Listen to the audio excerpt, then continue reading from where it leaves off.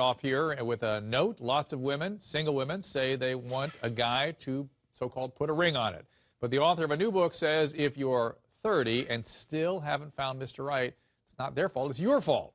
It's because, well, you're a bitch, a slut, or just plain crazy. That's what the book says, right? Tracy McMillan is the author of Why You're Not Married Yet.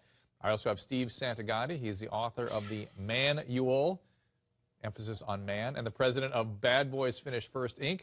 All right, now, Tracy, you've been married 3 times, right? Mm-hmm. And I always get worried when somebody's giving advice who's been married multiple times. So what would you say to somebody who's taking issue with that from the outset? I think the thing is that I've made all the mistakes that I'm writing about in this book. And so I think I speak from experience saying, you know, they say you learn a lot from your successes, but you learn even more from your failures. That's me. And Steve, what do you think about what she wrote about?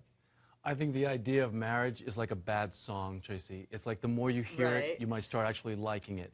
This whole concept that we have to get married to be happy is ridiculous. No, we don't. But most women want to get married eventually. Because they heard that stupid song. Society, religious institutions, government, your friends, your neighbors. Even you said in your article, I read your article, cover to cover, if you will. All 1,500 words. All 1,500 words. And you said specifically that women want to get married because they see their friends, because they're the bridesmaid in the wedding. This is a time for women to wake up. It's a sexual revolution happening, and it's derogatory, in my opinion, towards women when you say the only way to be validated is if some man does that for you. That's not what I'm saying. What are you saying? I'm saying I think most women don't want to get to their deathbed holding the hands of their new boyfriend. I think Why people not? want... If he loves you, what makes they a want difference? equity in their lives. Equity? You mean financial equity?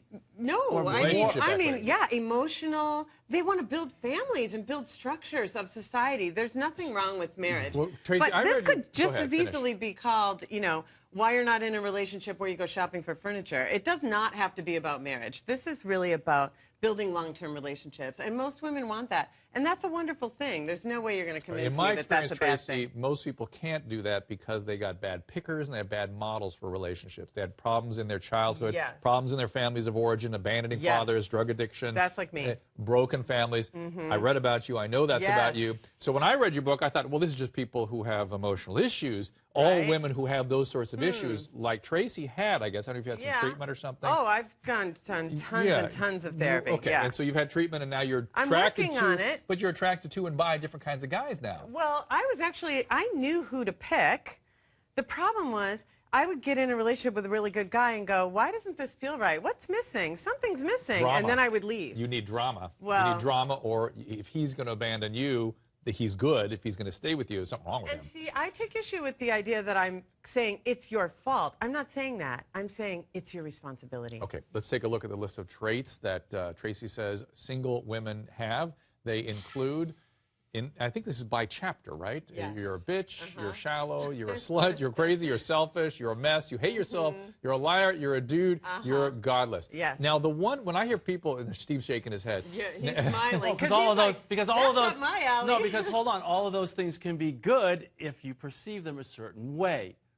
You know, I think the one, well, it's like how? Well, for example, you're a dude. It's great when a girl does sports. If a girl actually gets outside and go hiking. That's not what I mean by that. I know, but I'm saying the way you perceive it. But the bitch thing, first of all, I always say women aren't being bitchy. They're just weeding out the weak. Now, negative and being bitter is a hostile. What about hostility? Yeah. You also said men are afraid of. Can I just address this right now? Yeah, quick. Men are not afraid of angry women. No, it's just we don't want to deal with it. Why would you? I don't want to buy an angry dog. Never mind marry an angry girl. That's what I'm saying, too. But I don't want to deal with an angry man. And a woman doesn't want to deal... We're not afraid of you. Okay, let's take a call. Veronica in Texas. Veronica, you got something for us?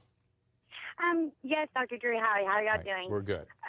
Tracy, don't you think that women subconsciously pick the same man over and over again?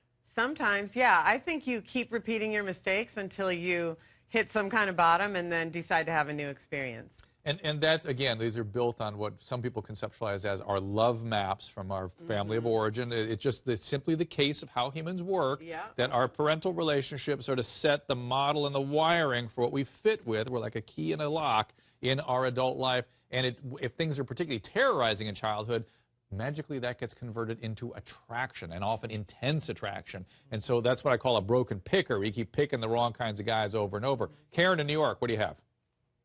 Yeah, Dr. Drew. So what do you tell women who spent their fabulous youth in relationships that didn't work out, and now we're in the invisible 50-plus age bracket where men our age are looking for women in their 20s and 30s? I mean, we can't even get our foot in the door. Forget about getting married.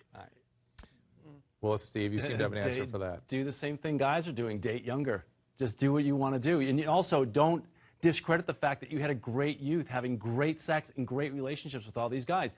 Just go younger. There's a lot of guys, especially younger guys, like my friend Jake, wants to date older women. They just do. It's what I wanted to do when I was 19, 20. Karen, what happened? Why did you end up alone? I don't know.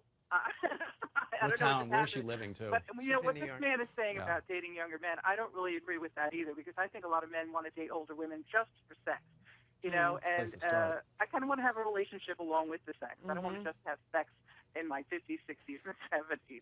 What do you think, Tracy? Well, I kind of feel like maybe some of it's location, but I actually feel that when you are ready to be in a relationship, the relationship will come to you. I really believe that. And Tracy, also, don't you guys think it has a lot to do with location? If you're in New York City and the competition's high, you basically want to hunt at the zoo.